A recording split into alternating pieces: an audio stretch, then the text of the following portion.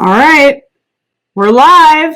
All right, hey everyone. So I thought it would be fun to bring on Luke Storey. You can see my little fancy ticker. Luke Storey is the founder of School of Style. Luke is my business partner and friend of going on 12 years now. And because I get so many questions about my career, how I got started, my success trajectory, I thought it would be fun to just have Luke ask me the questions because he knows me best and he's seen me from the beginning of my career when I was an absolute mess to where I am today. So with that being said, take it away, Luke. You're in charge now. Well, I have to say, as you talk about our beginnings as friends and then eventually business partners, I was like, I don't remember her being a mess. But then if I go back way back, we've all been a mess at some time in our lives, myself definitely included, sometimes still am. But yeah, I remember the first day. Well, actually, I don't remember the first day meeting you specifically. Yeah, I was so unmemorable. I had to see photos, and I was like, oh yeah, that girl. But for those watching, I had founded this school called School of Style, and I was a fashion stylist at that point in Hollywood, dressing celebrities and whatnot for about 10 years. And I just started holding these weekend classes, and they became popular because I was giving people that were kind of outsiders and people that didn't fit in the industry. I was giving them a way in. And so it started to blow up. And so I went from holding these classes like at a friend's house to then having them in my friend's like real estate office building office, which was really unfashionable.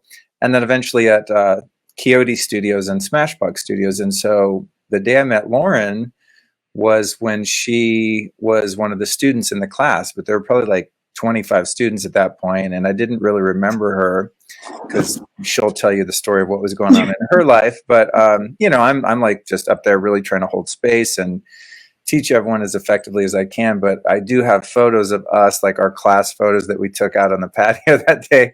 And Lauren had like a kind of a little bob haircut, and you must have been what were you like? How old would you have been at that point in 2008?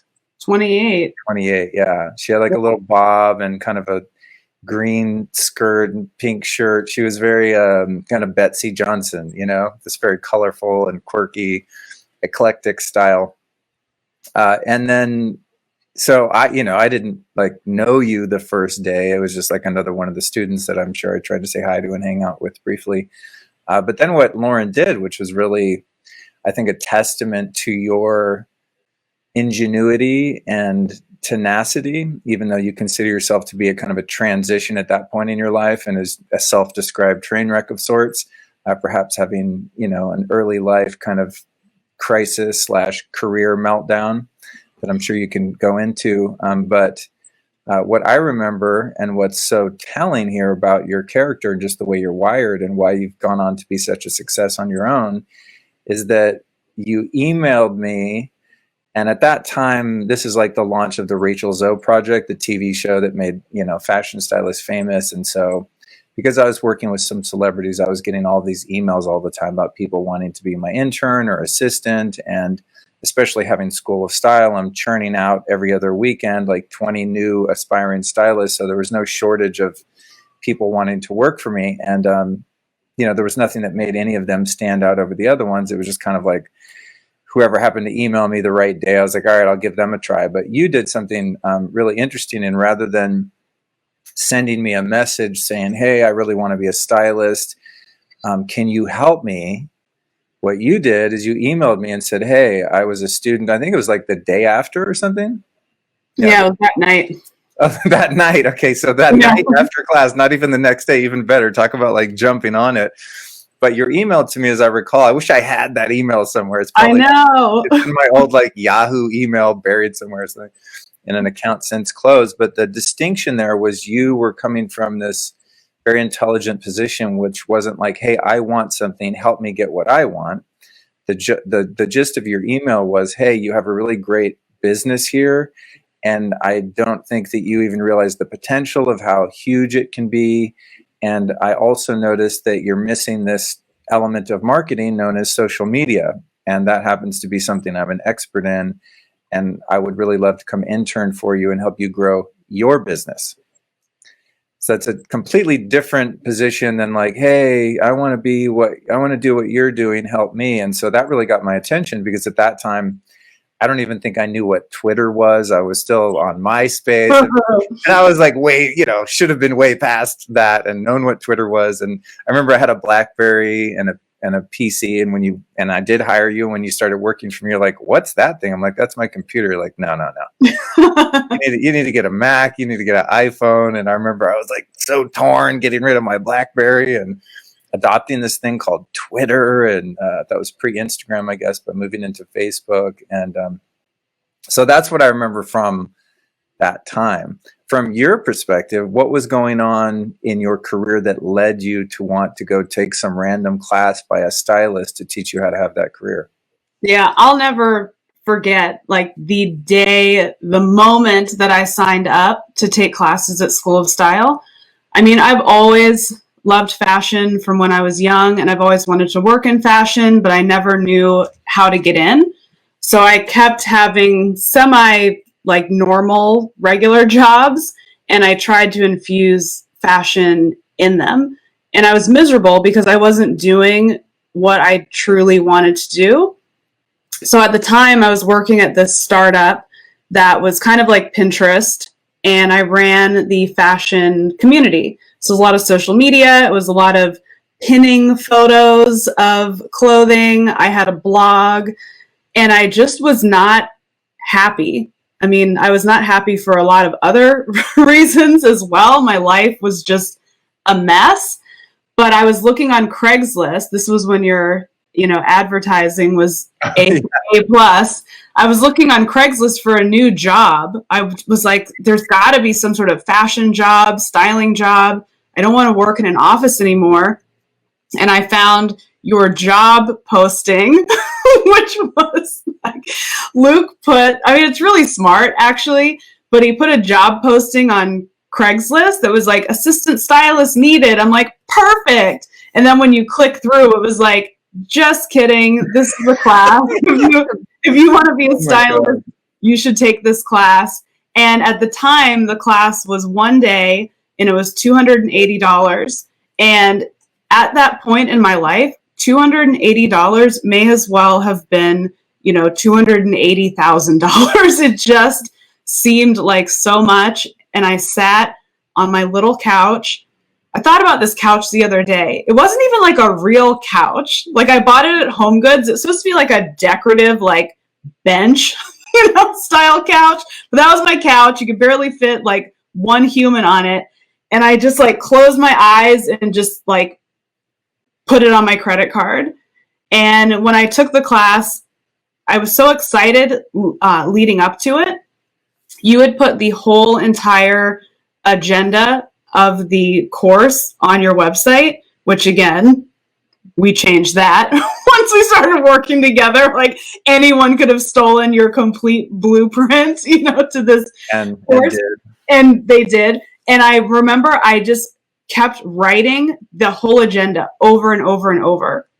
Like I set up notebooks for it. Like this page will be the notes for section 1, point A. And the night before the class, I was so excited, but I was drinking heavily at the time. And I went out to this party and I got wasted. I got completely shit-faced. And I remember the whole time, like, what are you doing? You have this class tomorrow. And for some reason, I knew it was going to change my life. I was like, go home. Like, what are you doing? You have this thing. And I ended up in some random dude's apartment. And I had like the devil angel on my shoulder of like, you're either going to stay here and regret whatever you do with this dude, or you're going to get the frick out of here. And you're going to get hopefully an hour of sleep before you go to this class. So I left. I went to the wrong studio because the classes were at Smashbox Studios, and there was two. There was one in Culver City. There was one in West Hollywood. My dumbass went to Culver City, only to find out it was across town in West Hollywood. So I was late. I was hungover. You had run out of chairs, so I had to pull a lawn chair off of the balcony, like off of the little like patio section at Smashbox. And I sat in that class, and it was a struggle because I felt like I was going to vomit the whole entire time. But at the same time, I was so captured by the information, and I just knew like some energy in that classroom. Like I just knew my life was going to be totally different from that moment on. And it was. There's a couple things that are telling about that are in your personality. And I don't know if I don't know if this is something that can be taught or if it's just something that's kind of in your DNA, but the fact that you went through the entire curriculum beforehand and prepared yourself. I mean, I'm just going to leave aside the fact that you went out and got wasted and almost didn't make it to class because you're at some guy's house doing a walk of shame on your way to class. But, the fact that you prepped like that, and also that you not only immediately that night, like reached out to this person that could potentially help you with a career, but were also smart enough to know how to position yourself as a helper rather than someone who needs help. Do you think you were just born that way, or is that type of like forward thinking and strategic thinking something that your parents taught you when, this is how you look for a job, like show them what you can give them instead of what you want? I mean, did you get any of that from growing up or in school, or is that just kind of like how you think? I feel like it's just kind of how I think. I've always, and maybe it was passed down from just my parents, not necessarily in teaching, but just in their character. Like I've always found that I cultivate friendships and relationships where I just want to be helpful. Like I always have seen the potential in other people.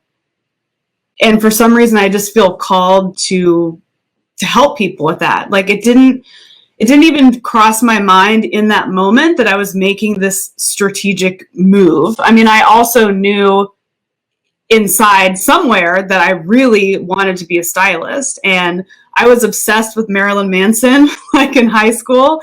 I loved Marilyn Manson, and you mentioned that you were his stylist. So I'm like, this would be amazing.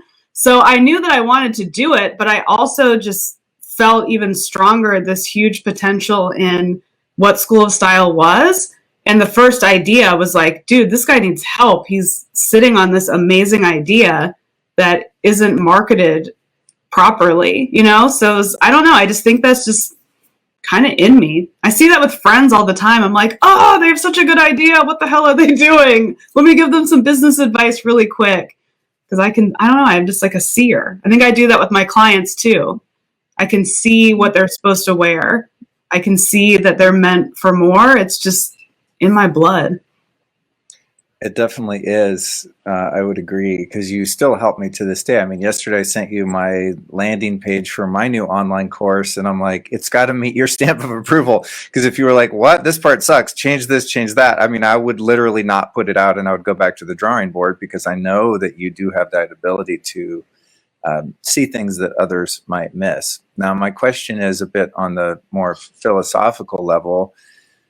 Have you found it difficult at times to see that potential within yourself and ended up kind of on the shadow side of being a helper, where you're not helping yourself, but spending time and energy with other people as a way to sort of distract yourself from having to face your own missed potential or unmet realizations?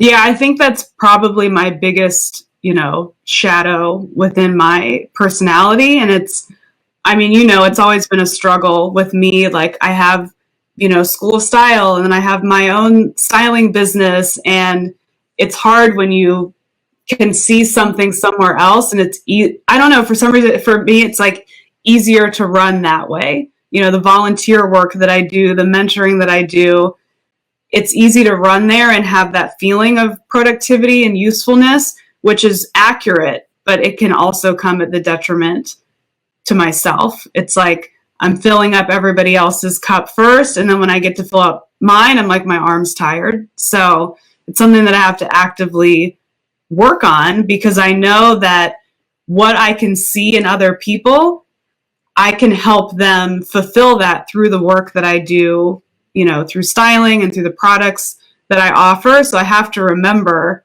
that it's all for the greater good, you know, filling up my cup first before others, putting the safety mask on, you know, while the plane's going down, on yourself before the person next to you. So it's something I always have to remind myself of.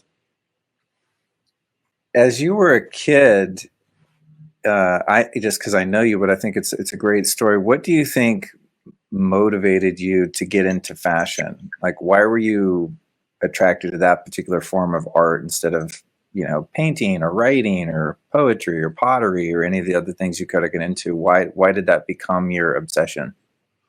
I think it became my obsession because I'm just so strange with people. Like, I've always had a very difficult time expressing myself, and a lot of people don't believe it, but I'm extremely introverted, and I was painfully shy when I was younger, and I was always different, a misfit. Like, there weren't people that looked like me or thought like me or acted like me, and I couldn't speak with my words, so I had to find a way in. So for me, fashion was a nice way for me to express myself, and I saw that it worked. I mean, first it was just fun. I made clothes for my Barbies. My grandma taught me how to sew, so that was like our special bonding time together. And then once I got into school and could wear a cute outfit, my mom worked at the Children's Place, if anyone remembers that store. So she'd always have clothes for me. And I don't know, it was easier for someone to say, I like your outfit, and to break down that communication wall, than it was for me to say literally anything else. So I think it was more of a tool for protection, and then it kind of morphed into more of the fun of it. But now I still connect with it more as that communication tool, and that tool for connection, and that tool for solidifying who you are as a human, more so than what's on the runway or what brand is it? Is it in? Is it out? Like, I don't give a shit, you know? That's not what, I don't know, that it just doesn't click with me. Yeah, I like that perspective, that it's a communication tool. And I too, as a kid, had my steez. I was actually always into clothes. I don't know that I knew what fashion was at large, but like, I was the kid that didn't bitch when we had to go school clothes shopping. I was like, when are we going to the mall? It's August. Like, let's do this, you know? And I always had my little phases and things like that. And so I think for me, and it sounds like for you a bit too, that it was a way to broadcast what your, broadcast the kind of tribe that you want to connect to, right? So in my day, which is, things have changed quite a bit, to say the least now, but back in the day, it's like you had segregated groups of kids in school. There was like the jocks, the stoners, the rockers, the whatevers, right? Preppies. And you kind of had to choose which group you wanted to be in. And in order to communicate that to people that you think you would vibe with, that had the same interest, you had to dress a certain way. Otherwise you wouldn't fit in that group. And I just remember, for probably different reasons than yours, this sense of never really feeling at home and not fitting in, and trying to use my clothes and the way that I would speak and the music I listened to as a way to broadcast, like, hey, there's a beacon over here. If anyone's into this and would be my friend, this is what I'm trying to say. So I relate to that. But what I'm curious about it from that perspective, you going a bit deeper, is because you've shared this with me before, and I think right now would be a really good time to kind of communicate to people that might have gone through or going through the same thing in terms of racial identity.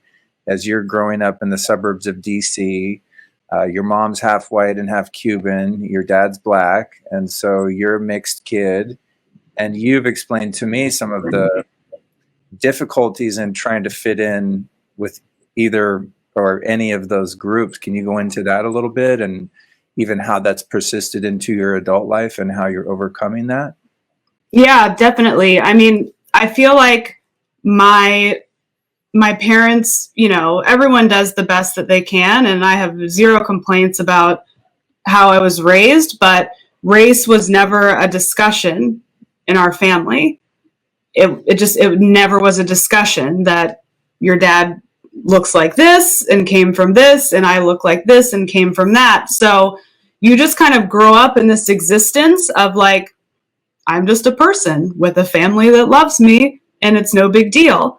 But the second that I went into school and was around all of these other kids, and I grew up in like an upper middle class area, mostly white, I was immediately made aware that I am very different than everybody else. So my earliest memories from childhood are being singled out because of my race. Like from as early as 5 years old, when I was 5, I had this little like coloring worksheet, and this came out. I've always remembered this, but it came out extra hard when we went to Date with Destiny, and we had to like tap into our memories. But we had like coloring worksheets, and all the other kids were using the yellow marker to color the skin, the like universal skin tone out of the 8-pack of Crayolas. And Simpsons color. Right, exactly. And I used like brown and a purple crayon. I was like trying to make a skin color that looked more like what I see in myself and at home. And the kids like went after me. Like they bullied me so hard. When I was in gymnastics class at around 7 or 8 years old, none of the kids would play with me until they could confirm that the color of my skin was due to a suntan and not because I was black. And I remember it so clearly. Like we were on the balance beam, and like there was the mats and there was the chalk, and there was a group of them that were like, we need to know. And I lied. I said it was a suntan. So that set the tone for the rest of my life, like even through today. And I think people think because it's 2020, all that was so long ago. It wasn't that long ago. The civil rights movement was not that long ago. In the grand scheme of things, slavery was not that long ago. All of those things are still prevalent today, and it shapes who you are. And when you don't have an automatic tribe, you're always searching, you know? So when you talk about those different groups in high school, we had those different groups in high school too. And I liked rap, and I liked punk, and I liked metal. I like these clothes, and I like these clothes. So I was always just kind of floating in different groups, and everybody liked me, but I didn't really ever have like a deep connection with very many people. There were not a lot of Black people at my school. The handful that were there were my closest friends, but we were still like kind of floaty, you know? But like me especially, because I was mixed. So there was just always this discomfort of like, where do I fit? And until I gave that up, that search up, which is pretty recent, and just embraced being not ordinary, is where I've been able to find freedom. And that translates into style too. You know, so many people are looking for their home, looking for their identity. If I dress like this, will I like myself? Will other people like me? Will boys like me? Will the job like me? But when you figure out who you are, independent of any box or identity, you can just start to embrace just who you are and blaze your own path. So it's been interesting, you know, like you feel floaty. I don't know very much about any particular piece of my culture and upbringing. And it's something that before COVID hit, I was like, I'm going on a Lauren self-discovery journey. like a lot of my dad's side of the family is from New Orleans, and there's deep culture there. I've never been to Cuba, so obviously my grandmother and like that whole piece of my family. So I want to go on this journey, but now that's canceled. Thanks 2020. But it will pick up when that's available to me. That's really interesting. I think in our culture and in our generations, we're a couple apart, 10 years apart or so, but there's not a lot of value placed on our ancestry and our lineage, especially when our lineage is fragmented and parts of that lineage, in your case, especially on the Black side, is shrouded in a lot of painful experiences and history that are difficult to face and look at. One thing that I found really valuable over the past couple years, I've done it a few times with either of my parents, is I've sat down and I actually interviewed my dad on camera, like a podcast. I'm not going to put it out because it's very personal, but I just wanted it for posterity. And I recently did it with my mom too, of just interviewing them about their whole family tree going as far back as they could remember. And they both know a lot. And it's been a really healthy exercise for me in that exploration of, where I came from. I never really gave that much thought. It was just like, on my own thing, I just got to figure life out. I'm alone. You're born alone. You die alone. Like, you just got to kind of power your way through. And some of the, the elements, I think, in my past, although they were for different reasons than yours, in my lineage, were not something I necessarily wanted to face, just in terms of a lot of dysfunction and alcoholism and mental illness. And those people, they're all European immigrants, and they had a pretty rough go of it in their own ways. And so I don't want to like sit and look at that. I just want to be happy and unicorns and rainbows. And there's a kind of a spiritual bypass, I think, in not facing where you come from and really embracing that, as painful as it might be in some ways, and finding out who you are. And it's been really cool to see you in the past couple of years really kind of doing the same thing in your own way, of just arriving at like, okay, I'm my own magnificent, beautiful, weird self, and I'm going to make my own community and my own tribe of like-minded people that share the same values and interests. And I think that's something that a lot of us arrive at, is that point where we just go, wow, where I came from, cool. I'm willing to look at it and acknowledge it, and then I'm going to find my way through. And so I support you in that venture, and I think that that's really exciting for you. I mean, even as of late, as all these issues with racism and police brutality and all this stuff is coming up, I've seen you more than ever go, oh, you know what? Yeah, like this is part of my story too. Yeah. Which is brave, because for any of us, we just are naturally inclined to not look at pain. We don't like want to look at something that's uncomfortable or painful, or that's going to dredge up memories that make us cry or feel sad or any of that. I mean, no human being wants to willingly like walk through something that's really difficult. So I commend you for your courage to do so. Thanks. Yeah, it's scary, especially when you grow up in a space. I mean, you've met my family. We're not real sharers. We're not like exactly open books. So it's kind of been in my training as a human, is like, you don't talk about things that are painful or uncomfortable. You don't want to make other people uncomfortable with your story or with your truth. And I think historically in business, it's been taboo to talk about those things. It's like, all right, this is business.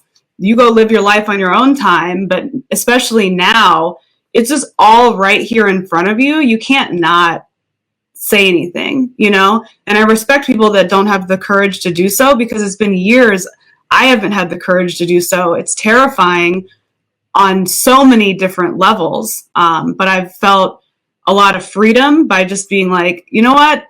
This is who I am. If there's people that don't like it, bye. Like I've lost followers, bye. Like, don't let the door hit you on the way out. But it's kind of surprising. And it just shows that when you are not authentic, it hurts yourself on a soul level, but it hurts. It's like you're lying to people, in a way. So when I posted my support for Black Lives Matters, a lot of people were like popping off in the comments with some racist shit, with all lives matter stuff. And I'm like, wow, they've been following me for years and they are like, ew to who you are. But in a way, like, I wasn't being authentic because I was afraid to just be my full self because I wasn't really sure who that was, you know? So I'm enjoying pissing people off and letting them go away and standing true to who I am. Do you think as a kid, and you know, forgive me if I know we wanted to talk about career and things like that, but it's impossible for me, to be honest, to not go into a bit more depth. But I'm thinking about you as a kid and having, you know, those feelings of not fitting in, and that's going to tie in actually to career and business and being an entrepreneur and all of those things momentarily. But do you think that sorry, my camera is shaking terribly. Right. Mine was too. I just realized I'm not in the center because when I set my camera up, there was only one screen, you know. So now I'm like, oh shit, I'm not even in the frame here. When you were a kid, you know, you can't hypothesize and say things would have been easier or harder if A or B, because you can't rewrite history, just like you can't say, well, is tomorrow this going to happen or that going to happen. But in terms of, you know, finding your identity as you're describing now, do you think that was more difficult because you were mixed? Like if you had both parents been black, you lived in a black neighborhood, and you know you weren't an outsider from that perspective, at least based on the amount of pigment in your skin. How do you think your journey would have differed versus you kind of being in between both those worlds, where you're in school and some of your girlfriends are black and some aren't, and you can kind of, as you said, weave your way through both of those species, I guess you could call it, you know, like you have species of dogs. I just think of humans as like different species that have different attributes, but they're all one race. So I don't like using the term like you were a different race, because there's only one. That's scientific fact. But in terms of the culture, do you think it made it any more difficult or easier because you were mixed and could identify with both of those different? I think that I've definitely been at an advantage because I'm mixed, and you know, it's good. It's good for me because I'm able to get into this space where I can talk about it and I can identify with the unfairness that Black people experience, and hopefully shine a light and open up a path for other people. But it's funny, if you Google my name, the related search terms are Lauren Messiah ethnicity, Lauren Messiah net worth, and then it's like Lauren Messiah book, Lauren Messiah school of style. You know, the rest are a little more legit, but like ethnicity and how much money I make are the top related searches, because most people probably look at me and are like, that's a Black person, but a lot of people can't. And I think the people who can't, they probably don't want to know what I am anyways. And working with different business coaches over the years, I remember one in particular was like, it's really good that it's hard to identify what you are. And it's one of those like, you know, microaggressions that at the time you're like, what? And then you look back, you're like, oh, that was racist as fuck. It's good that you don't look so Black so you don't scare people away. You know, like that's what. Do you think that's what they were implying? Yeah, that's what that's what it really means. I've grown up my whole entire life with people saying like, oh, well, you're not like other Black people. I'm like, well, what the fuck does that mean? Oh, you're one of the good ones. I've gotten that so many times. Wow. So many times. You look so exotic. Oh, good. I don't look Black. I look exotic. Like, come on. So it's things like that. So I know that I've definitely had an advantage in that respect. I know that growing up in a mostly white area with a white mother helped me. You know, if I lived in an all Black neighborhood and I didn't get the same opportunities as far as education, like I went to school in Fairfax County, which our like claim to fame at the time was the wealthiest county in the United States. Like I went to really good public schools. I had opportunities that other people wouldn't get. It's difficult. I mean, it's not made up. It's true. There's resumes that have the exact same information on them. Exact same freaking resume. If the name sounds black, they're not getting called in for an interview. If the name sounds white, they're getting called in for an interview. So I know that the way that I look and the way that I, speak, the way that I present myself, help me get into that room where other women wouldn't necessarily be able to get in there. And it's not fair. Like, it's just not. None of this shit is fair. But I want to help women pull the levers that they can to get in, because once we're in, we can say something. That's why I felt so empowered now to be like, you know what? Fuck this. This world is so screwed up. I can't not say anything because I'm already in now. Like, I have my successful companies. I've been on TV. I have a book deal. Like, I'm in the space to say, like, this isn't cool. Let's do this different. Let's get more people of color. Let's get more women. Let's get more LGBTQ people in the room so they can systemically change things, because things are not set up to help people of color. They're not. Things are set up to help white, straight males.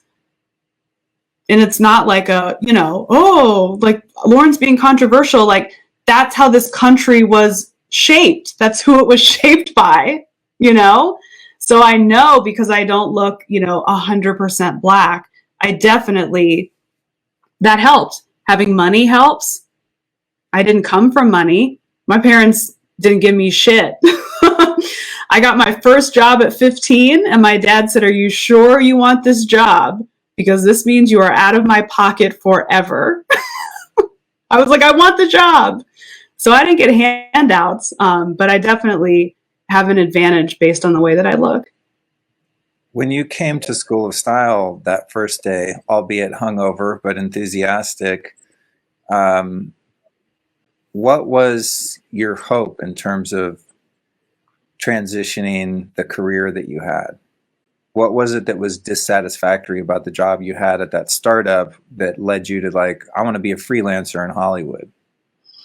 I don't think I knew what being a stylist even meant. Like, I didn't know what freelance meant. I didn't know how Hollywood worked. I didn't know any of that stuff. I just knew that I did not do well with having a normal job. I couldn't stand when people asked me to do things. I'm a naturally defiant creature. And I also couldn't stand the fact that it took so long for things to get done.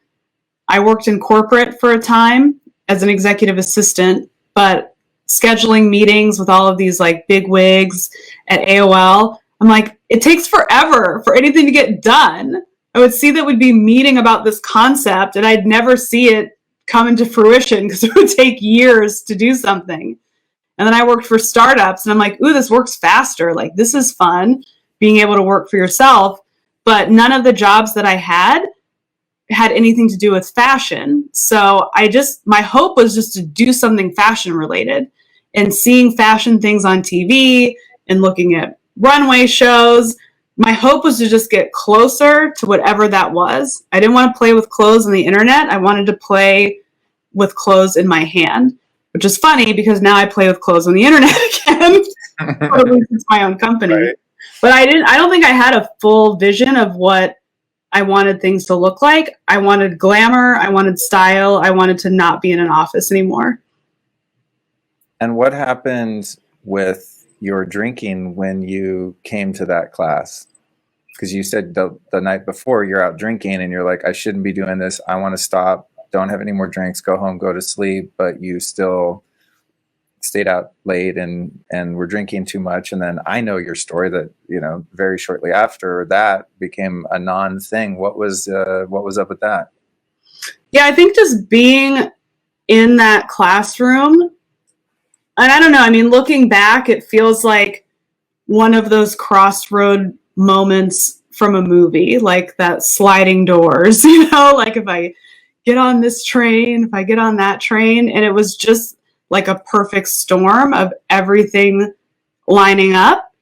And I just remember seeing you in that classroom and being like, I got to get whatever's happening there. Like I just felt a light and I was just called to it, you know, which is why I emailed you. I think I guessed your email address too. That's awesome. Because it was just like the generic, like I emailed whatever the hell was on Craigslist and your assistant was like reaching out with the itinerary. I was like, oh, the name's gotta be, you know, whatever. And figured out your email. And I don't know, like I just wanted my life to be different. And I think I started working with you like the next day, right? It was very soon after. Yeah. I don't, you know, details that far back when we were going back 12 years or so now are a little vague, but I remember getting the email going like, oh shit, I need this girl. Like I need help. Yeah, I think because I remember emailing on like, I think the class was on a Sunday. And I think I emailed Sunday night and I got the email from you while I was at work. And you were like, can you come tonight? And I was like, okay. I like went to your house because you worked from home. It's like looking back, it's like, what? But I just remember being like determined. Like I just remember feeling like my dreams were getting closer to coming true. And speaking to you, and you mentioned that you don't drink alcohol. And I was like, what? Like I'd never heard of a person that didn't drink alcohol literally ever. Ever. Like my parents don't drink alcohol, but that was like your parents, you know, like that doesn't count. And yeah, I don't know, just like in that moment, I felt hopeful that like someone can have like a cool career, a cool life, and a cool job and not drink. And since I had emailed you and taken that class, I didn't have any sort of desire to drink. It's like my desire was redirected into doing something productive for myself and my career. So it's kind of just like a perfect storm of like a lightning strike and then seeing this example of someone who was living a life that I wanted to live and then never took a drink after that. That's so incredible. It reminds me of a pivotal point in my life. I was 26. I had just quit drinking and acting a fool, running amok in Hollywood as I did for many years in my youth, and had sobered up and got a job with Aerosmith's stylist, Kikai, whom you know, Kikai Mingus. And I worked with her in a couple jobs, which really should have been an internship, but I think she took mercy on me because my life had just completely, you know, hit the basement at that point. And so she'd pay me a few bucks and I'd run errands for her and stuff. And then she didn't have a regular assistant. So she just like, I guess you're my assistant now. And then she booked Aerosmith. And I had a similar situation in that they were very publicly sober. They're like one of the biggest rock bands in history.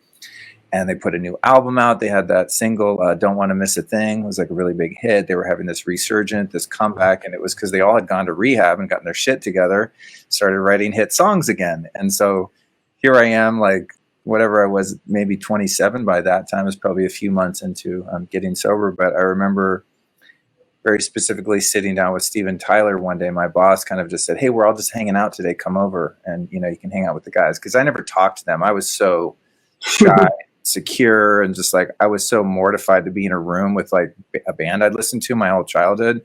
I don't even think I could like say their name or look in the eyes, you know, or anything.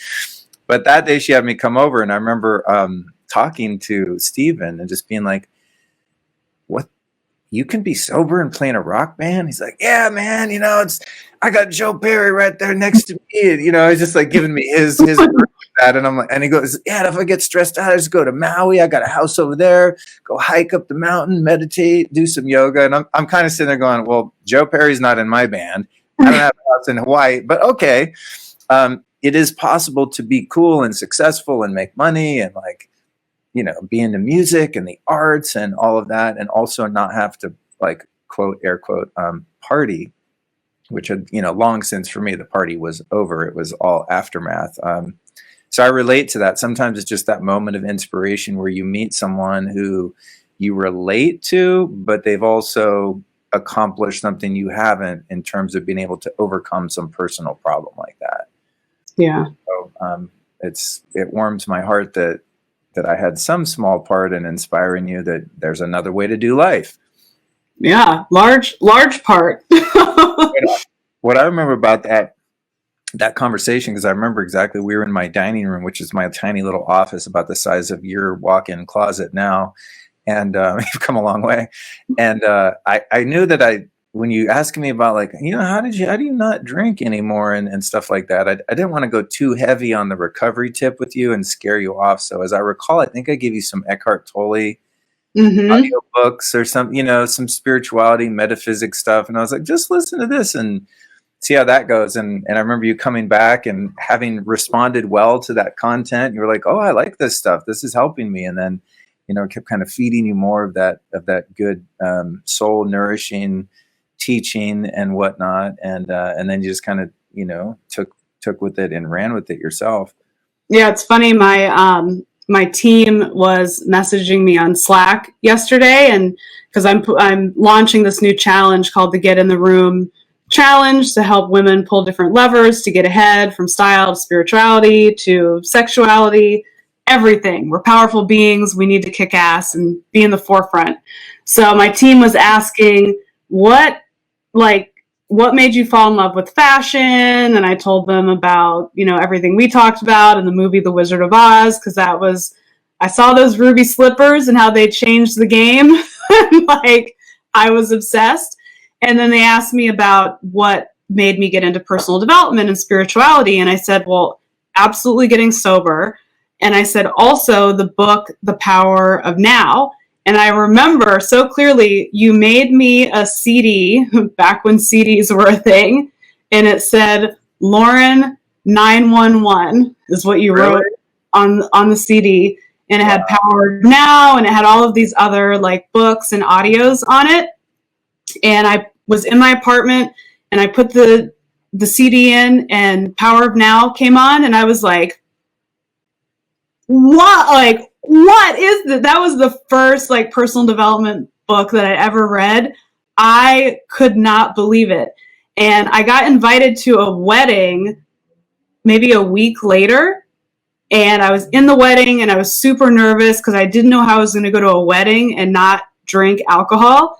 And I saw the Lauren 911 CD and I put it in my suitcase, and I listened to that thing all night long while I was on that trip. And yeah, that CD and that book was the thing that was okay, I'm in.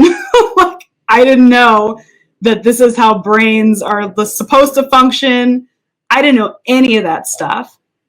Yeah, well, none of us do at a certain point, I think we know it, but we don't know it. It's we know it, but we don't know we know it. And then we get reminded by those little signposts along the journey, right? That go, oh yeah, why does this resonate? Why does this feel true to me? It's because on some fundamental level, beneath all of the chatter and our childhood trauma and all the things that each of us go through in our own individual ways, is that fundamental knowing of truth, and we all have, those of us that are blessed enough to have had those moments where we're like, ding, and the lights go on and you can't put them back out. You can't go back to sleep once you have a certain level of awareness. Yeah. I want to go into more of the career stuff. So with, when I started School of Style, I was an outsider to the fashion industry. And I think the only way I was able to break into it, and this kind of ties into your amazing new concept of getting yourself in the room. I didn't, I can't give myself much credit for getting myself in the room of the entertainment and the fashion industry, because I had someone that just kind of had mercy on me and gave me an in, and that was Kikai. And it's not like I worked really hard to get in. I just knew one person and I did a good job for her as best I could. And so more doors started to open. But I, being a straight guy, this is maybe one place in the world where being a straight white male does not help you at all. I'm sorry to break the narrative there, but if you want to be a stylist in Hollywood and you're a straight guy that's looks super rock and roll and you get a taste of what it's like for everybody else. I mean, it's a small taste, I'm sure, yeah, but I just remember God, this is fucking hard, because I had a great resume and I started to some doors opened for me, but I had to really work hard. And I saw some of my female counterparts just speed past me. And, I'm still finding myself as an outsider, but because I had that I was able to have some success. And then once I had that little nugget of credibility and a resume, I started to leverage that and just kind of like work really, really hard for all of those years. I mean, I did that for 17 years all in. But when I started School of Style, it was like 10 years into my career. So I was already established. I had broken through a lot of those barriers. And as a caveat, I'll just say this because I've looked at this, now in hindsight. And I have to say that in some ways, and this doesn't really apply to race, but it applies to just all living beings. There are sort of natural hierarchical systems based on who's better at what stuff. You know what I mean? So like if I'm 5'5", trying to be a basketball player, I'm going to have a tough go at it, right? And so looking back on that, it's like, I think a lot of the women that I was, competing with in a sense, or even some of my gay stylist friends, they were actually better at it than I was. You know what I mean? So I've looked back on that. I'm like, man, that wasn't really fair. I guess there was a little bit of discrimination there I can see. And it's like, well, yeah, but there was some basis in the fact that they just were more talented than I was in some ways. So for me to achieve the success that, our friend Monica Rose had at that time when we were kind of at that same level, I don't know. I feel like maybe I had to work harder because it didn't come as naturally to me. I didn't grow up I was into my own clothes, but I didn't grow up studying fashion or looking at fashion magazines. As you know, when you were my assistant, you had to teach me what everything was called. I didn't know how to dress women.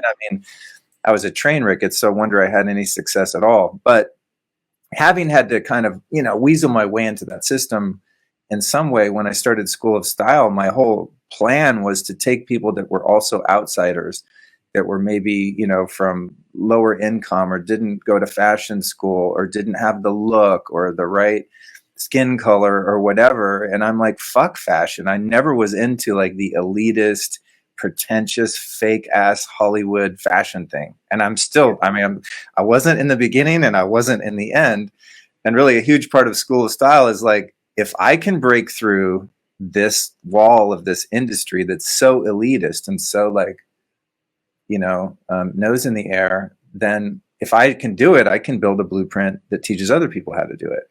And that is kind of that get in the room thing, and over the years that we've been teaching, I noticed in our classes over all those years when we were traveling, they became increasingly more diverse, and we kind of became the fashion school for people that don't fit in the fashion industry. Yeah. And we were like the Trojan horse that got so many of these kids into the career of their dreams, just by giving them the strategy and kind of the blueprint. Yep. So in your business, you're doing something the same way in a sense for women. So I guess my question in all of that statement /question is, how have you adopted that School of Style model where you're taking people that have been disenfranchised and that haven't been given the same opportunities as others and harness their individuality, their uniqueness, and rather than that being a detriment, turning that into a strength? How are you doing that now for women? Yeah. So what I kind of realized, like I had this 2020, this wonderful year we're having, epiphany where, I just became president of Entrepreneurs Organization. And I just looked around, I was like in a WhatsApp chat with all the people in the organization, and there was chatter about racial justice and the protests. And I was like, how the freak did I get here? Like, I love these people, but at the same time, who are, like, this is a mostly white male organization, and I'm a young Black woman who's about to be president of this organization. Like, how did I get here? How did I get from being this super shy person to having two companies, to having a company that, was brought to $1 million in revenue? Like, how did I get here? And it's not necessarily just as for School of Style, there's a blueprint to like break into the industry, and we kind of push people along and help make those introductions. There's also a blueprint to life and to success that unfortunately a lot of people don't want to play that game because it's so unfair and it's so ridiculous, and some of the things are so trivial. And I just kind of thought back on my journey on all of these rooms that I got into and how did I get in there? And also, what was the point of getting in there? It's not just the point of like, ooh, look at me, I make $1 million. Ooh, look at me, I'm the president of XYZ. I have something larger to say. So it was easier to play the game because you know that you're reaching for a bigger outcome. So here's an example, which I'm not sure if you even remember this, but you and I went to a business meeting. We were trying to do a promotion with a very large stylist. So we were talking to his agent. It was like a big deal. And you and I, who are, equal partners in this business, the man we were having the meeting with looked at me and asked me if I was going to take notes. And I was like, what? He thought I was your assistant. And in that moment, I was like, what the fuck? And the thinking that most people run to is it's because I'm Black. It's because I'm a woman. It's because I look young. It's because that I have a white male next to me. And all of those things are probably also true. But if you can understand that this is a game and it needs to be played, because I wanted our business to be successful, I wanted to make sure that there's always an opportunity for people who want to work in fashion to get in. I was able to look in the mirror and say, I can't keep dressing like this. The pink, tutu skirt that I had on in class, I probably had on something similar. And that's when I gave myself a little makeover, and I started wearing more blazers, and I was wearing pointy pumps. And I remember when I started working with you, with the school, you cleaned out my closet with me, and you're like, this shit's gotta go. We did a whole makeover because I needed to get into that room. I needed to command that respect. So many women are like, people should like me for me. I'm not wearing this. There's different tribes that you need to be able to infiltrate. And if that means that you have to put on a label, all this Fendi, Gucci, all this shit secondhand, okay? But if you need that label to infiltrate this room, if you need to not carry the Michael Kors bag for the important meeting and carry, the Chanel bag instead, it's those little things that get you inside of the room. It's the experiences that you have. I'll give you another example. I attended my first HOA meeting, Homeowners Association, and it was on Zoom, and we're talking about building security. And this woman says on the call, I'm a little concerned about the new gym that's opened behind us. It caters to athletes, and I think we should have some better security. Well, it's a Black-owned gym. And on that block, there's a boxing studio, there's a yoga studio, there's a CrossFit gym, there's a bodybuilder gym. Have we been concerned about any of those? No. She's concerned about the Black-owned gym. So in that moment, there's a decision to be made. That's an awkward Zoom meeting right there. Oh my God. Right? And like in that moment, I could say, excuse me, what the fuck did you mean when you said athletes? But it's that moment where I'm like, you know what? I'd rather become the next president of this HOA and really check some fools, and really change things. I don't know exactly what that looks like in that moment, but it's those little moments that define getting into the room and making a larger change. If I had bitched in EO that there's not enough Black people here, that there's not this, but I was able to infiltrate this room and come in a place of power. I'm the dang president now diversity and inclusion is going to be at the forefront of my presidency. By the time this year is over, you're going to know that it was my year, because we're going to have all sorts of diversity in here, you know? So that's what I mean when I say get into the room. There's a larger playbook in life, and there's things that women are shamed about. Oh, style's materialistic. Oh, put your boobs away. Don't use your sexuality to, all that stuff is power. And if we can look at it as power and not like, it's so unfair, if only we were like this. Well, we're not. We're starting way back. The starting line's here. We're starting way back here. These are the tools that we can use to start up here and play the game equally as all of the men that built this system are playing. So that's what I'm hoping to achieve with this challenge. You know, I've laid it out. It's going to be super dope, because I love seeing people succeed, but I especially love seeing women succeed. I especially love seeing Black women succeed. Anyone who's a minority, I especially love us succeeding. So I'm really hoping that this challenge can bring some awareness and allow people to pull these levers, because we deserve a seat at the table too. What was it like? I don't know how long we're supposed to go, by the way, so give me a heads up if I'm going too long, because I'll just keep talking forever. We're at like about an hour now. I'm fine, but you just let me know. Yeah. We didn't talk about the intended duration.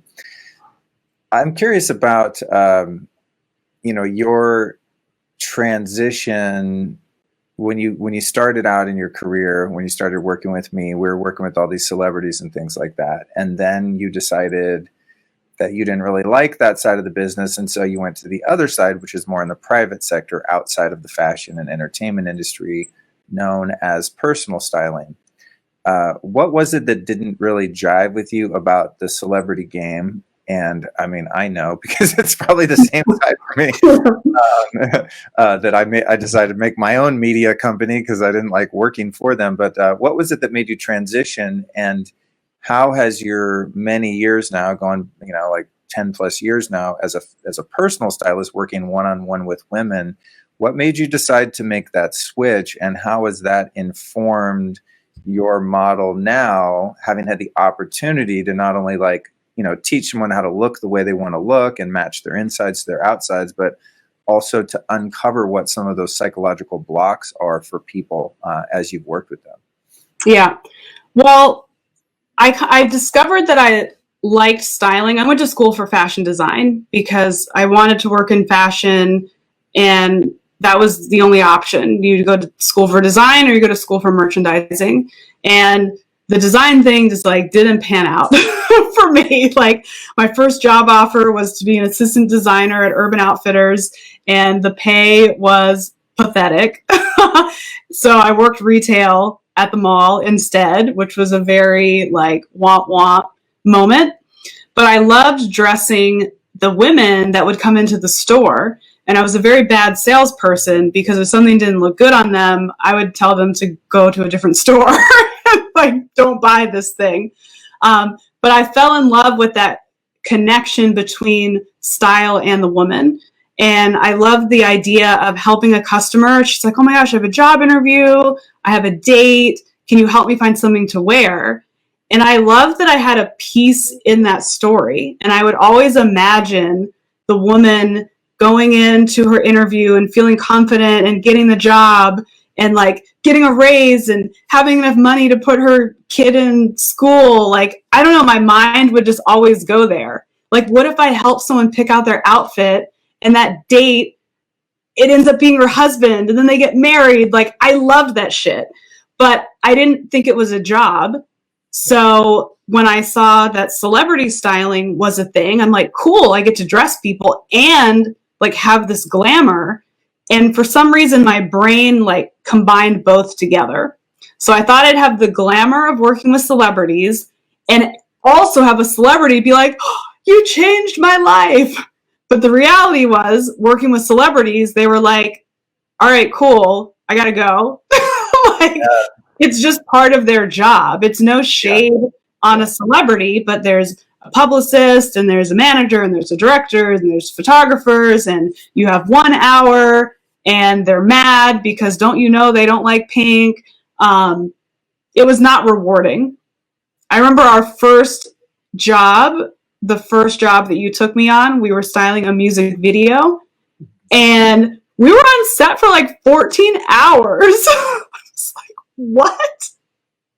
That was too long. That was too long. Well, And I think that's the thing I observed over the years as you started to become so successful at personal styling is you're getting, gifts and cards and these transformational stories from your client that they got the man of their dreams, or they got a promotion, or they looked amazing on vacation, or whatever it was. And they're like taking the time out of their life to send you these tear-stained cards and stuff. And I remember years ago thinking like, has any of the celebrities I've ever worked with thanked me at all? I mean, maybe on the way out of the studio, they're like, yeah, cool, thanks, good job, dude, just as a polite.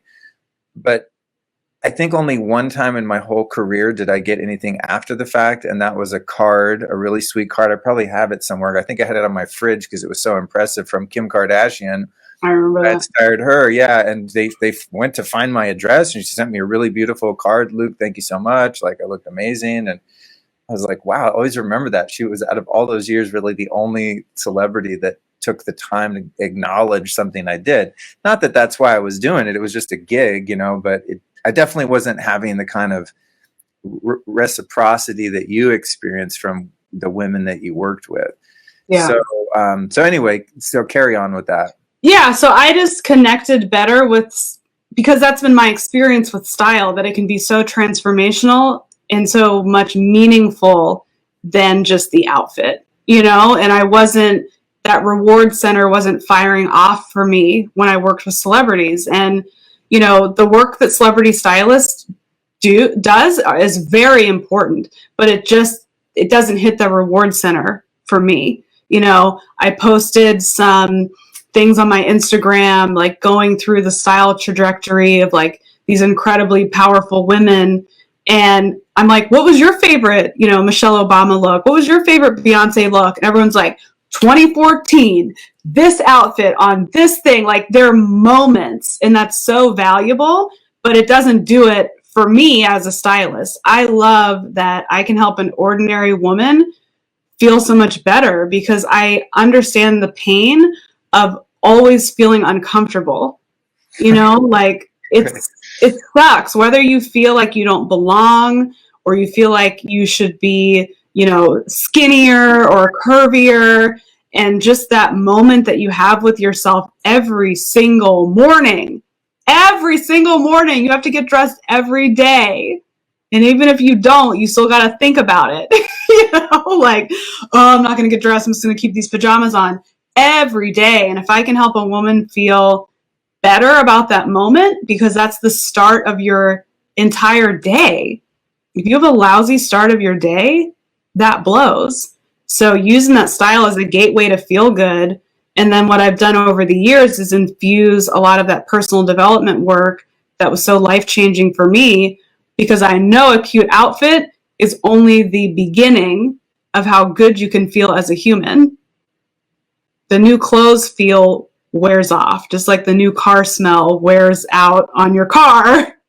You pop those tags, you feel good, and then it's just like, oh, that old thing, it doesn't work anymore because you got to fix all this.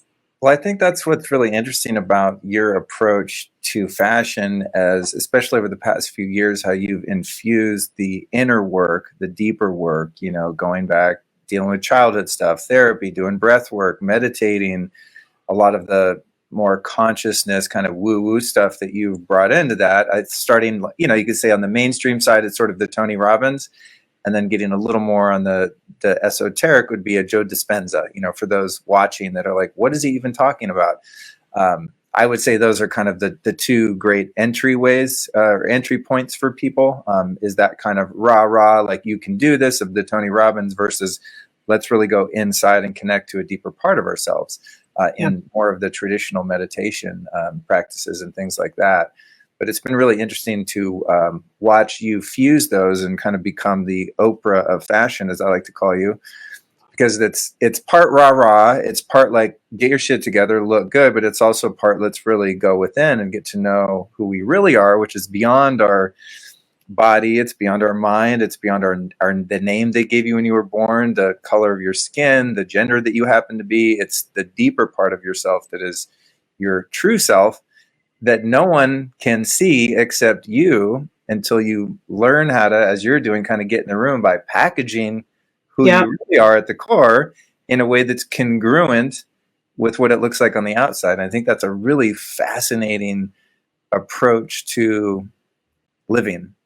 Yeah, and something that I'll be launching shortly following the Get in the Room challenge is something called Beyond Style, because you know, as you were saying, beyond. So I've developed something called Beyond Style, and it actually was you giving me that Lauren 911 CD kind of informed what this is that I'm creating, because I do want to take women on that deeper journey, because I think back to, if you didn't give me that CD, you know, if I didn't have this very defining moment in my life from, you know, drunkenly sitting on my couch to being like, I need a new job, and finding the class and meeting you and getting the CD and just like going down the rabbit hole, I don't know that I would ever have found it. You know, like if I didn't have such like deep destruction and pain in my life, I don't think that I would have found it.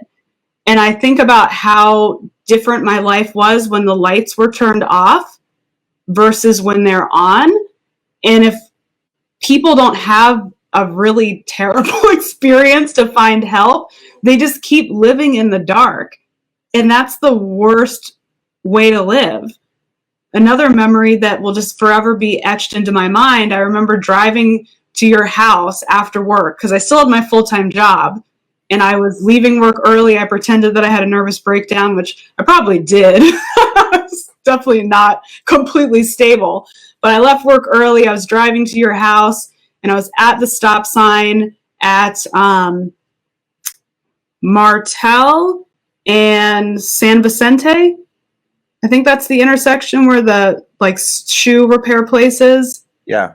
Yeah. So, you know, wasn't to your home at the time yet, but I was at that stoplight, and I remember looking at the trees and being like, those are green. Like, look at all those leaves, look at all those different shades of green. And it sounds so weird to say, but I had never looked at like any of my surroundings ever. I had never really observed that, like, wow, I moved from like DC to LA, and there's palm trees, and this is people's dream to live here. And like, here I am, and I've just been so asleep and trapped in my own thoughts and trapped in my own drama and trapped in hating my job.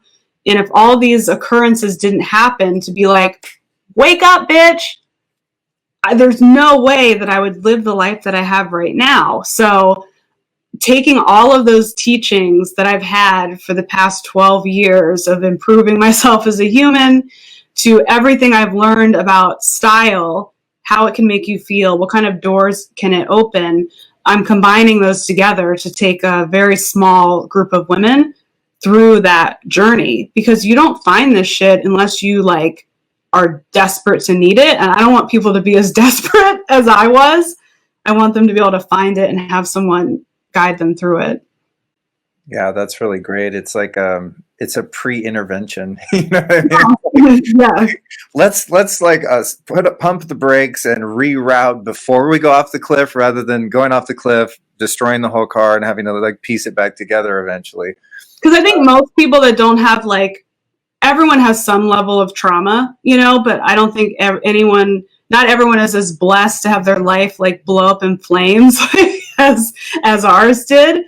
But you feel an underlying discomfort, and you think that the solution is, if only I looked better and had better clothes, if only I lost 10 pounds, if only I had a boyfriend, if only I was married, if only I had a baby, if only I owned a house, if only I had a better car. So you keep wasting time and money trying to like go at those things. So I'm like, cool, let me just grab you while you think the problem is your clothes. because it's part of the problem. You know, you can have some help in that direction, but know that the reason that it's so uncomfortable is because the stuff underneath is messy too. So if we can get both of those lined up at the same exact time, then your whole life can open up. I don't think people understand how powerful the exterior is and how it's just wired in us as humans to judge what we see on the outside, from just at a primal level to societal training, you know, between, you know, racism, classism. Signals go off. The media and movies and television, they've put these biases in us, and we're responding to them whether we like it or not. So we have to play along if we want to get ahead and change things. I saw something, you know, there's all these funny memes that are like, oh my gosh, everybody's changing everything. The only thing we asked for is for the police to stop killing Black people, you know, which is true. That's all we asked for. But I do think some of these smaller changes are going to help with systemic racism. So one article that I saw was a video game company is starting to change around their characters to make them not so freaking racist. So if you're playing shoot 'em up games with, like, you know, hoes and pimps and things, like, all that stuff is going into a young brain that says gangsters who have guns and sell drugs on the corner look like this. Women who dress like this with their short skirts and their bellies out, those are hoes, and you can slap them if you want to. Like, What? you know what I'm saying? But Yeah. I just was unaware that I'm from like the era of yeah, like Super Mario Brothers. I know, but like Donkey Kong and Pac-Man, you know. exactly. Like video games now are like on another freaking level. But it's that stuff. It's the movies that we watch when we're a kid. You know, they just took Cops off the air. When we watch Cops and we see, you know, Black people getting in trouble, or like white trash, you know, acting a fool, that stuff seeps into our subconscious. You know, think about how young you were when you watch Cops on TV. It was on every freaking night. And those biases get in us. So when you see someone dressed in a certain way, your unconscious says broke, dangerous, dumb. So if we can start to play the game and start dressing in a way that opens the door, we could be in the position of power, just like these video game executives that say, no more of that shit. We're not doing that anymore. But you have to get in to do that. And style that's the gateway. That's the gateway to everything, whether you like it or not, whether you like fashion or not. It's sending a message. Your style has changed dramatically since you've changed your business. You dress different. Yeah. You're in a different space. We couldn't walk into a health and wellness conference talking about meditation and Kundalini with your black leather jacket on. You know? Closet, but yeah. Right, yeah. you still have it, but you know when to wear it and you know when not to wear it. Because it's that we have these cues that say he doesn't know what he's talking about unless he's fitting into our tribe. Oh, totally. No, you're absolutely right. You know, it's like,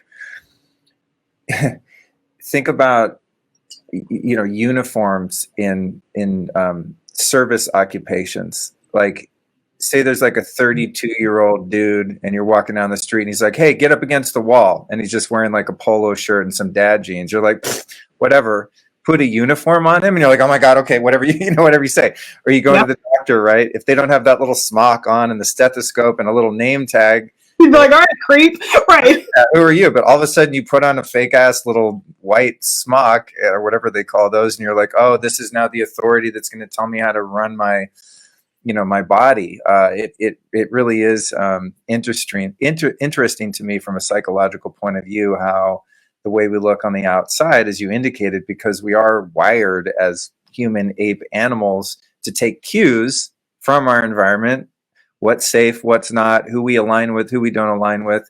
And I think that communicating with what you wear is a really fascinating thing to explore in the way that you are.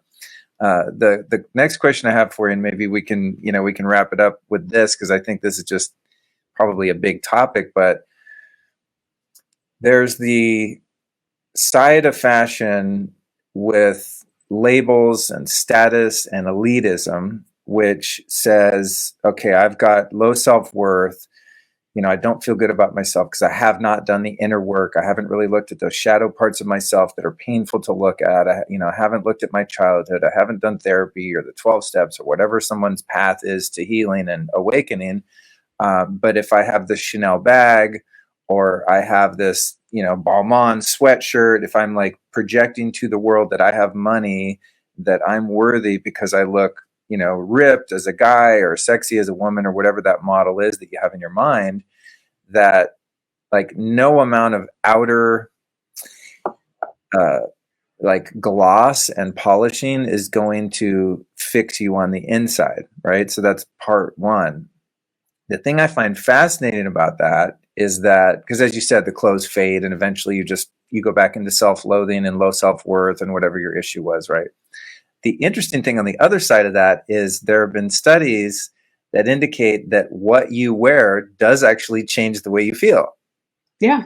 And your confidence. And so, I forget if they were these studies or a TV show I saw where, they take like the same guy and dress him like shit and put him in a job interview, and then dress him in different clothes and send him in a job interview, and his level of confidence and the way he behaves and his posture and the way of speaking and everything changes based on that. And I know for myself in my career, I work from home as I'm sitting here right now. I could literally just wear like soiled tracksuits every day and it really wouldn't matter. But, unless I'm on camera like this, but I don't work as intelligently and focused if I'm wearing like sweats around the house than if I actually get dressed for work, even though I'm not going to work. Yeah. So it's this interesting dichotomy of that, like what you wear is never going to change fundamentally who you think you are on the inside on those deep, deep levels. But what you wear can change your mood temporarily while you're wearing it, which is interesting. It's that, like, that's the two sides of the like vapidness of fashion and all of that. But there is something to that. Like when I wear a suit, I feel more badass and smarter than if I'm dressed like a slob. Absolutely. It's about, getting into like the Joe Dispenza stuff. It's that wiring, so like we have associations with certain garments, and there's been plenty of studies, they've done studies where if you put a Superman t-shirt on, like you're actually physically stronger, like in that moment lifting weights, like you're stronger. They did a study where they put people in the same exact white coat, but they told half of the people it was a doctor's coat and half they said it was a painter's coat. They both took a test. The people that thought it was a doctor's coat did better than the people that thought it was a painter's. So there's like tons of stuff about that. There's a societal agreement that glasses mean you're smart, from like nerds being portrayed in movies and scientists with their glasses and teachers with their glasses. So when you put glasses on, you think you're smarter. But that's like in a moment, like if you think about your habits, if you wake up one day and you're like, damn it, I'm motivated. I'm going to work out. Look at me eating a salad, like doing my thing. But then your habits start taking over because who you really believe you are is a lazy slob who can never stick to a diet and doesn't exercise. So in that moment, you put on the cute Lululemon outfit, you're like doing it, but then you're always going to revert back to who you think you are. So with style, I work from home too. I could wear a garbage bag. You could wear a garbage bag, but our inner knowing is we think of ourselves at this particular standard. And when we fall below who we think we are, our performance suffers. There is also something that's in us that knows that we're capable of more. So if we dress for that more, we can act to that more. But you and I have done a lot of work on ourselves, a lot. We've dedicated most of our lives to that. So most people don't even have a clue of what that equilibrium is for them, to where if they fall below it, it feels weird, or if they fall above it, it feels weird. So you have to figure out like where you are, which is why you can look like a slob, think you're a slob, put on a great outfit and be like, I'm on top of the world, but you don't actually believe that of yourself, so you never do it again. You know, it's the women that have the one great dress for the one date night their husband takes them on once a year. And then the rest of the time they're in their leggings and they're like, hang in there, baby, kitty t-shirt. Because they don't think that they are the woman that could look that good every day. So that's why you have to have the insides meet the level of the outsides. So you can start to have some congruency and then keep working on your growth to get better.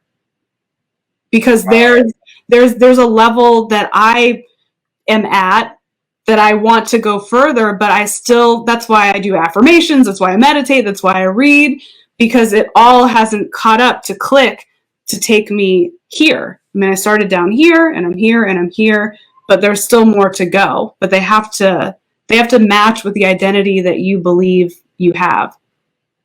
That explains why the vast majority of lottery winners are broke again within a year. Exactly. I always thought that was really fascinating. It's because their level of consciousness or their level of self-worth never earned them that success, so to speak, right? So I'm someone who just thinks, lowly of myself. I have low self-worth. I've not addressed my underlying issues, my psychological issues, trauma, all that. And I think, man, if I just had money, all my problems would go away. Then I win the lottery. But because I don't have a level of consciousness that enables me to be a wise steward of those funds, I'm just going to blow all that money to get back in congruence with who I think or my level of self-worth on the inside, right? And it's like, no, I don't deserve the success. I get to blow all this money to get back to what I think I am.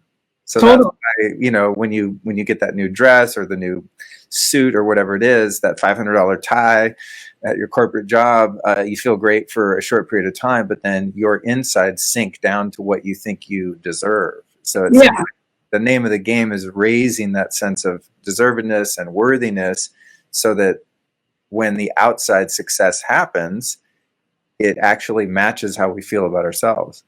Yeah, it's like that saying, like, how you do anything is how you do everything.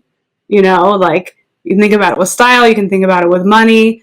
A great book is Secrets of the Millionaire Mind. I think you've read it. I think I've recommended it to you before, but I think I have. Yeah, actually I do. I got to listen to that. I think I did download it and I haven't listened to it.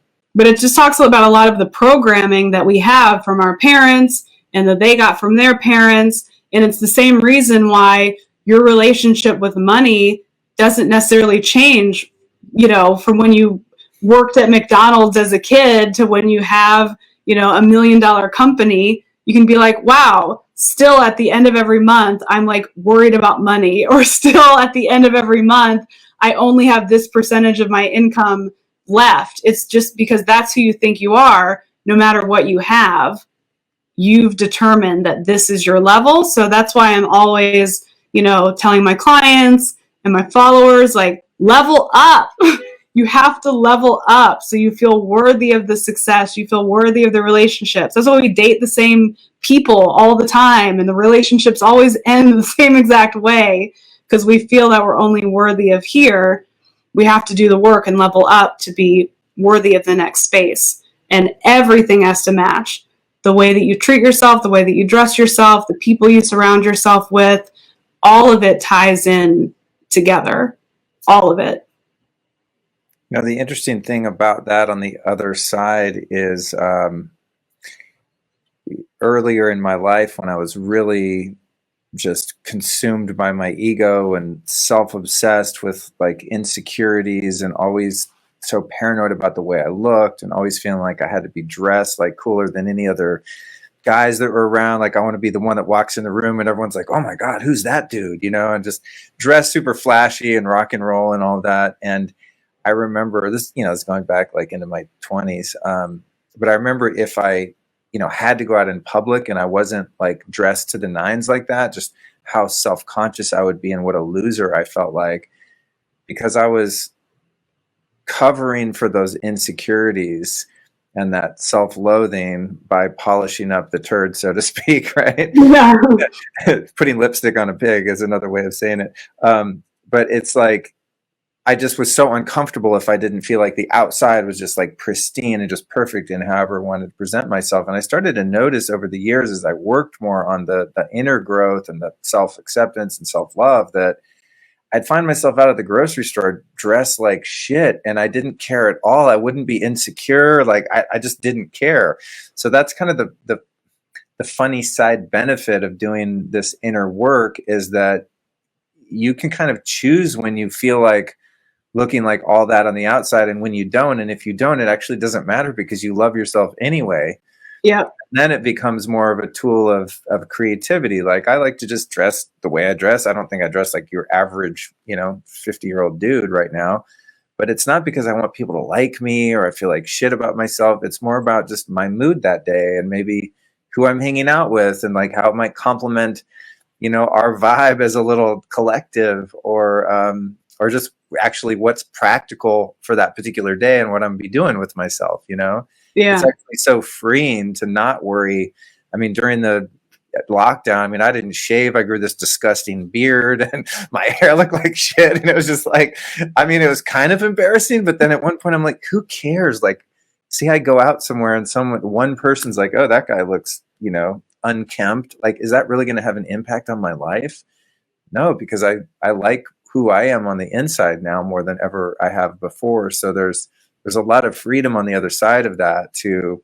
Sometimes you want to like throw some swag into it and sometimes you don't. It doesn't really matter. It's up to you now rather than you being a victim of like the prison of having no sense of style and even like how to put it together, or on the other side of that, of feeling that like your self-worth is based on the label that's on the back of your jeans or something. Yeah, I call it reaching style nirvana. Oh, nice, nice. You coined a term for it. I like I it. did. Because, you know, I always think about, like, I love Rihanna. Like, I just love her. I think she's brilliant, and I love her style. But if you look at her style, you're like, a lot of the stuff she wears, like, looks crazy. But she has such, like, swag and confidence and, like, inner love. Like, she's, you know, gained weight, she's lost weight, like she doesn't give a fuck. Like she doesn't give a fuck what anybody thinks. She'll wear mismatched sweatpants and like a crazy ugly hat, and everyone's like, I gotta get that hat. You know? But she's reached that point of nirvana where she's just so cool with herself that she transcends all of it. Like you're just fly regardless.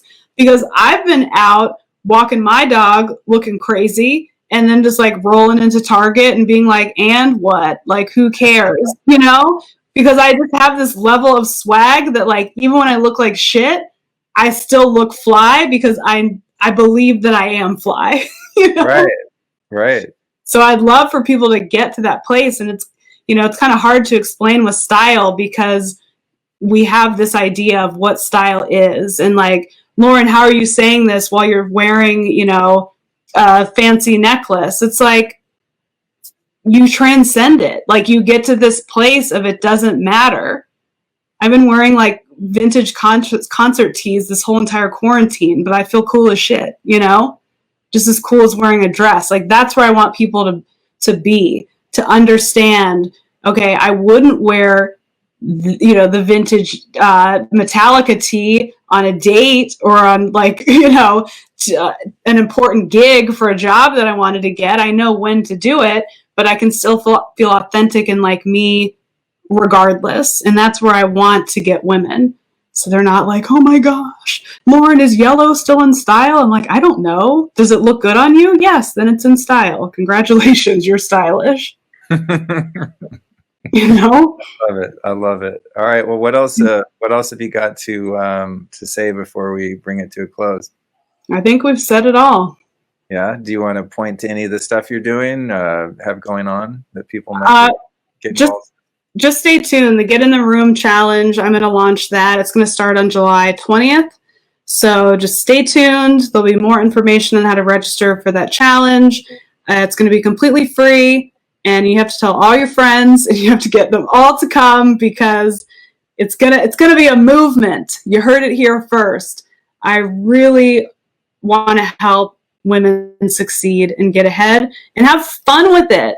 The best part, I think, about being a woman is that all of our power tools are like fun.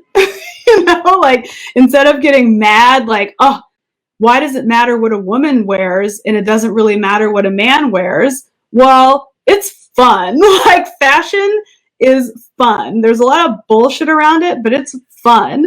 You can make a man like completely weak and forget what he was talking about if you have the right outfit on. Like, it's fun. So I want to make it fun to get ahead, to be successful, to do it with style. So join the challenge as soon as I open up the registration. And that's that, my friends. Cool. Awesome. Well, it's fun to get to interview you. It's always fun interviewing people that I know, because I'm much less nervous, to start with. Yesterday, I interviewed Robert Kennedy Jr. I'm at his house and his office. There's pictures of JFK and his dad, Bobby Kennedy, on the wall. And I'm like, oh shit, this is getting, don't screw this up, Luke. There's a different level of, kind of tension there. But interviewing someone who's doing great things in the world like you are, that I actually know, is just like, oh, this is a fun chat, and other people get to hopefully benefit from some of the information shared and look at things in a different way. So yes, thanks for having me on to do it with you. Yeah, thanks for interviewing me. And if you guys care about, and you should care about, your health, your spirituality, and your wellness, you should check out Luke's podcast. It's called The Life Stylist. And Luke's done big things with that podcast. I remember you and I in Chicago at that restaurant eating oysters, and I was like, would you just start a podcast already? Yeah, and you did. Yeah. And now it is crazy successful. So definitely check out Luke's podcast, The Life Stylist. Thanks, Luke, for having this chat for me. And thank you, everyone, for tuning in. And I'll see you guys next time. All right. See you at School of Style. Bye.